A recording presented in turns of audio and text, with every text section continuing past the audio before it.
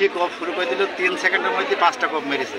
তারপরে আমি দ্বিতীয়বার আমি হেঁচড়া ধরেছি, ওই হেঁচড়া আমি ছাড়ি।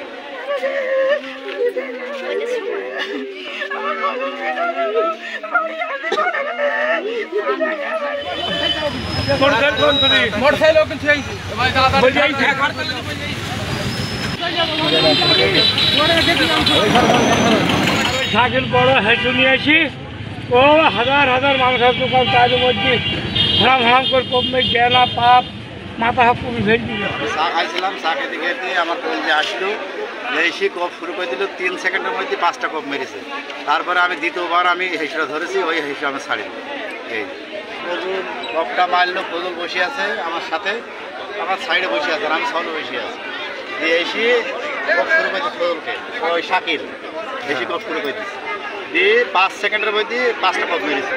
দিয়ে তারপরে আমি হেঁচড়া দ্বিতীয়বার আমি হেঁচড়া ধরেছি, কষি ওই হেঁচড়া ছাড়ি না, তাহলে আরও কপ লাগতো মাইছে। তারপর ঠেকি, তারপরে তাকে গলায় বেঁধে তারপরে তাকে হাসপাতালে যা হয় রক্ত খাওয়ানোর জন্য। হ্যাঁ, তারপরে সে হাসপাতালে চলে গেল, হেসে আমরা বেরিয়ে নিয়েছি। এই আমরা ওখানে বসে আছি, ও ঢুকি ঘাটি ধরি কোপ করে করছি, অন্য ধরনের কোপ পিঠে মাথায় যেখানে মন নাই সেখানে দুমদম করে কোপ করে 10 সেকেন্ডের মধ্যে 8টা-10টা কোপ। এই যে কোনো শত্রুতা নাই, এরা আছে আওয়ামী লীগের দোসর। এরা প্রতি মানুষের গাঁজা খায়, ইয়াবা খায়, এদের মাথার কোনো সেন্স নাই। এরা কিভাবে মানুষের সাথে এইভাবে আওয়ামী লীগ সরকার থাকা অবস্থায় মানুষের সাথে দুর্ব্যবস্থা করেছে। তারপরে এই মুরব্বী লোকের সাথে তো কোনো গ্যাঞ্জাম নাই, হঠাৎ এসে তাদের বিতর্কভাবে তার গায়ে হামলা করেছে। হিসেবে বড় হিসেবে 5-6টা কোপ লাগছে, এখন ঢাকাতে রেফার করতে হবে। এখন আল্লাহ যাতে তাকে বাঁচাই, আলহামদুলিল্লাহ। এই পর্যন্তই।